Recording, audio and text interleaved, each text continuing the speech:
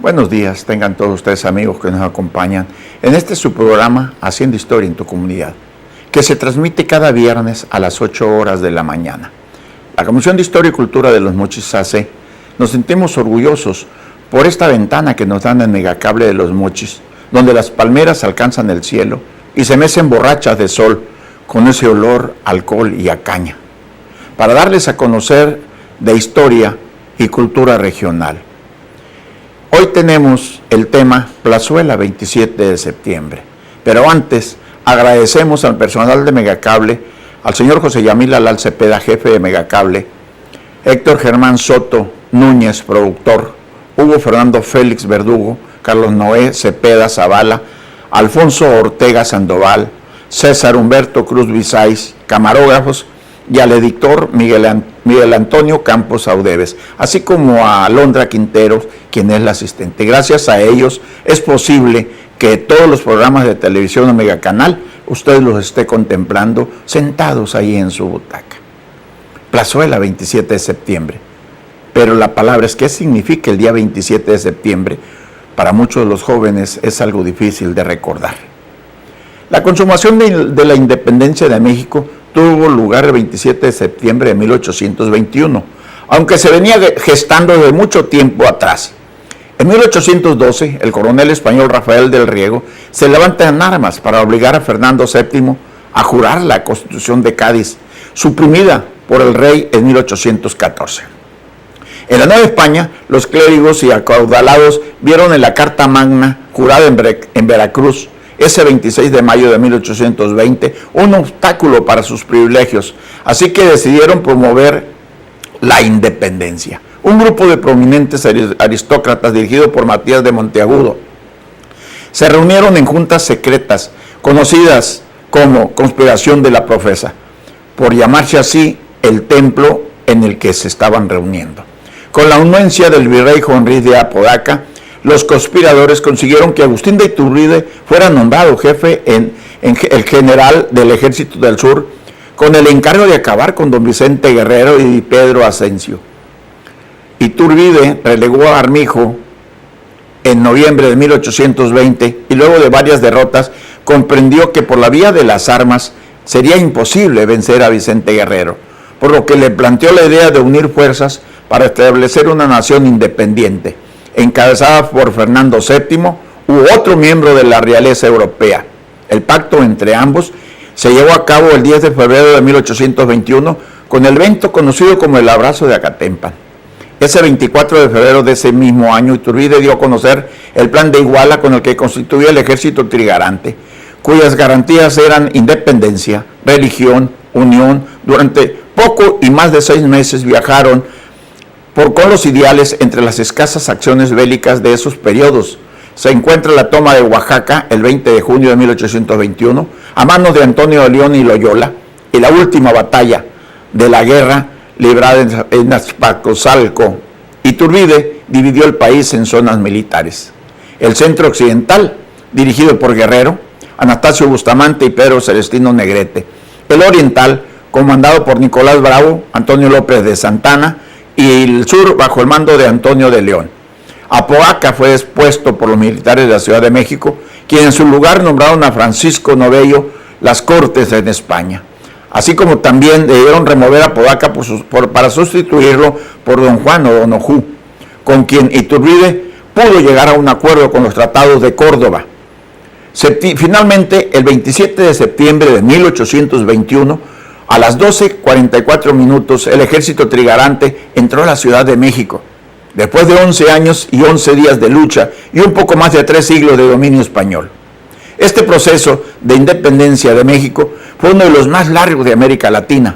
Para 1821 el conflicto ya había durado 11 años, durante los cuales las muertes, capturadas, derrotas y persecuciones habían reducido el movimiento original a una guerra de guerrillas, mantenida por el tesón y el valor de hombres como don Vicente Guerrero.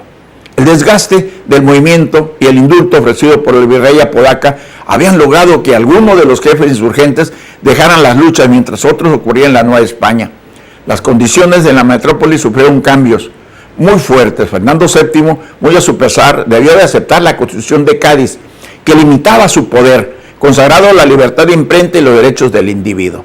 Los mismos peninsulares que habían combatido y los insurgentes se reunieron en la llamada conspiración de la Profesa para lograr la independencia, evitando así que la nueva constitución y las libertades que propagaban se implantaran en la Nueva España. La habilidad de Iturbide, su sutil olfato político, hicieron que en lugar de perseguir a Guerrero, lanzara en plan de Iguala declarando a México país independiente, católico, hogar de peninsulares, criollos, indios, negros por igual. A este plan se dio todas las guarniciones españolas como los insurgentes, particularmente la unión de las fuerzas de Guerrero e Iturbide, originando el ejército trigarante que rápidamente se apoderara de la Nueva España. Apodaca fue destituido por su propia guarnición y regresó a España. Iturbide pactó la alianza con los jefes insurgentes y todo esto le dio mucha fuerza al rey Juan de O'Donoghue. Solo llegó para firmar los tratados de Córdoba, por los cuales reconocía la independencia. Fungió además como intermediario para entregar la capital sin ningún derramamiento de sangre, entablando negociaciones quien reconocía toda esta autoridad, y le entregó el mando de la guarnición el 13 de septiembre. Fue así como tras la firma de los tratados de ejército español que permanecían defendiendo la capital, emprendió su retirada hacia Veracruz. Entonces, el ejército trigarante al mando de Iturbide hizo su entrada triunfal con un numeroso contingente a la Ciudad de México ese 27 de septiembre de 1821, consumando así la independencia. El desfile fue espectacular, así al menos lo han descrito los pinceles y las crónicas. Los colores verde, blanco y rojo de la bandera trigarante simbolizaban la pureza de la religión católica, la independencia y la unión entre mexicanos y españoles, y las franjas estaban entonces dispuestas en forma diagonal. Prevalecieron en las compañías mezcladas de insurgentes y realistas. Todo el camino estaba adornado con banderas y arcos triunfales en esos colores que figuraban el águila como blasón. Se firmaría al día siguiente, 28 de septiembre, el Acta de la Independencia del Imperio Mexicano, que estipulaba a la nación mexicana que por 300 años había tenido voluntad propia en ningún momento y desde ese momento ya tenía su voz. Sale hoy de la opresión en que ha vivido. Por primera vez una conciencia de patria, de unidad y de pertenencia se dio en el sentimiento de los mexicanos. La capital recibió con mucha fuerza a los triunfadores entre el repicar de campanas y el sonar de los tambores y de clarines, restallando los cohetes y los gritos entusiasmados de la multitud. Pobres, ricos, blancos y todo el mundo salieron a la calle a festejar el nacimiento de una patria. El recorrido de la tropa trigarante se había planeado desde la Tlaxpan por San Colme para llegar frente al Palacio Virreinal. Sin embargo, Iturbide desvió su paso para una persona muy especial.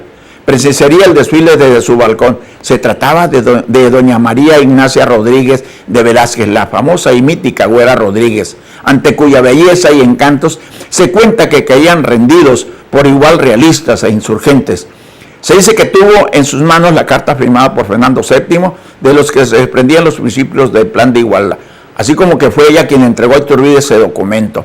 Cuenta Artemio de Levalle Arispe que en esa ocasión Agustín de Iturbide se desprendió de una de las plumas tricolores que adornaban su sombrero para enviárselas a la güera, quien la tomó con delicadeza y finura entre el índice y el pulgar y con un descaro se la pasó por el rostro varias veces, lenta y suavemente, acariciándolo con una forma de una delatación y un amor.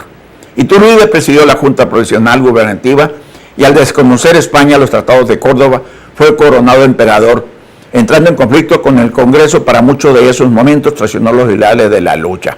Todo esto es parte de ese momento que se dio en México. Pero ¿qué es lo que pasaba con los terrenos que ocupaban los baldíos de la plazuela 27 de septiembre? En aquellos años eran juegos, principalmente los días sábados y domingos, que asistían a las escuelas para jóvenes y adultos. Fue su lugar favorito para muchos de los señores que nos comentaron estas crónicas para jugar béisbol antes del estadio Iturbide. Todos estos terrenos los regaló, dicen algunos, pero no los regaló, los vendió 50 pesos en total don Benjamín Francis Johnston, a petición de un grupo de vecinos que en 1919 se propusieron a construir un parque con recursos de todos los vecinos y cada uno plantó un árbol. A quien cuidaba el parque en ese momento era el señor Benito Ramos. Siendo síndico municipal de Los Mochis el señor Jesús R. Millán, se le llamó por los ciudadanos primeramente Plaza de Armas, en la que se llevaban los actos cívicos y los bailes populares, los días sábados y domingos. La plazuela 27 de septiembre se le puso ese nombre en conmemoración de la fecha de entrada a la Ciudad de México del ejército trigarante. La plazuela ha sido escenario de muchos acontecimientos desde la toma de Los Mochis por Felipe Misi Bachomo. Se dio la dotación de tierras a 38 comunidades que luego fueron ejidos en 1938, por órdenes del general Lázaro Cárdenas del Río y del gobernador Alfredo Delgado. La plazuela 27 de septiembre, Orgullo de Los Mochis, fue conocida internacionalmente por un programa dominical que pasaba Televisa llamado San Bombazo Dominical, que dirigía Enrique Bermúdez. Pasaron una secuencia de lo hermosos que era la plazuela, su jardín, su kiosco que ya lo desbarataron, sus fuentes y todos los vecinos orgullosos comentaban la historia. Cuando se llevaban los bailes populares, ponían bancas de madera y ponían postes en cada esquina, y en el centro ponían cachimbas con petróleo para la iluminación. Después la cambiaron por lámparas de gasolina. Qué hermosos años eran aquellos, señor don Simón. Esa plazuela 27 de septiembre, a sus 92 años de su bautizo. Nos comentaba también José Armando Infante Fierro, cronista de Los Mochis y presidente de la Comisión de Historia y Cultura. Mucho se ha discutido acerca del origen de la plazuela 27 de septiembre, espacio emblemático de la ciudad de Los Mochis. Los más que refieren como tal subsiste desde 1922, año que según algunos afirman que Johnston donó la ciudad y otros dicen que fue en 1919, cuando se construyó la parroquia del Sagrado Corazón de Jesús. Atractiva la versión, pero falsa, al menos imprecisa. Esta donación, que después se formalizaría por una simbólica venta de 50 pesos de los terrenos, aunque al parecer nunca salieron los papeles respectivos, pero sí las referencias, se dio desde el año de 1919. La plaza sin nombre, ese año aún quedaba ecos de la revolución, aunque esa zona estaba prácticamente pacificada. Si bien aún perseguía en las mentes de muchos de los pobladores y las expediciones de Bachomo que dejarían una estela de muertes, de saqueo y de terror, no era nada del otro mundo, la parroquia todavía no iniciaba su construcción. Pues las damas que manejaban se organizaban para hacer recolectas por medio de rifas, kermeses y tómbolas. Doña Agnes, la esposa de don Benjamín Francis Johnston, había prometido poner una parte de una cantidad igual a la que ellos recolectaran. A pesar de ello, no profesaba la religión católica. Eso era una de las cosas que decían que era doña Agnes. En el terreno de la plaza se plantaron unos arbolitos, ceibas, las primeras, y otras plantas de ornato. Apenas se dibujaba el trazo, pero la chiquillada tomaba el espacio como un parquecito que era el escenario propio para sus juegos. El síndico de 1920, don Daniel Asensio, se dice que tomó como suya la causa de la plazuela y se dedicó a ocupar su tiempo y esfuerzo en mejorar las condiciones del lugar, y hasta un pequeño kiosco de madera lució en el centro de la plaza. Todo esto era parte de esa hermosa historia. No faltaron las polémicas que ahora debían de concentrarse en muchos de los problemas que hoy estamos viviendo. ¿Por qué Consumación? ¿Por qué Guerrero? ¿Por qué Iturbide? ¿Por qué ambos? ¿O por quiénes? Por supuesto que la polémica se centró en Agustín Iturbide, que ese fue el nombre que se le puso en ese movimiento que se estaba ahí. El tema desde siempre ya era causa de escozor y de discusiones por interpretar la historia, pero en celebraciones centenarias no usaban ni detalles ni nada de todo esto. Todo esto era el nombre de la plazuela. El municipio de Ahome, estrechamente ligado al presidente Álvaro Obregón, se sintió comprometido a participar en estos momentos. Cuando iba de paso para hacer entrega de un reloj de obsequio para Ciudad Cajeme, le dijeron que lo dejara aquí. Fue el que está en la sindicatura de Ahome. ¿Cómo se dio todo esto y se impuso el nombre de Iturbide a estos lugares? Pero ¿qué pasó con todo esto? ¿Por qué Los Mochis, desde hace 92 años que el estadio pasó a mejor vida, se construyó el Estadio Mochis? Todo esto por el actual espacio que hoy estamos viviendo. Por lo pronto vemos que subsiste la plazuela 27 de septiembre, que este 27 de septiembre del 2013 cumplirá 92 años de su bautizo, y el Ayuntamiento de Limac realizará un festejo en esos lugares. Felicidades, plazuela, muchas felicidades, tradición y alegría de las fiestas de las patrias. Recuerde que les habló el profesor Ernesto Gatica Moreno, socio fundador de la Comisión de Historia y Cultura de Los Mochis AC. Los esperamos el próximo viernes.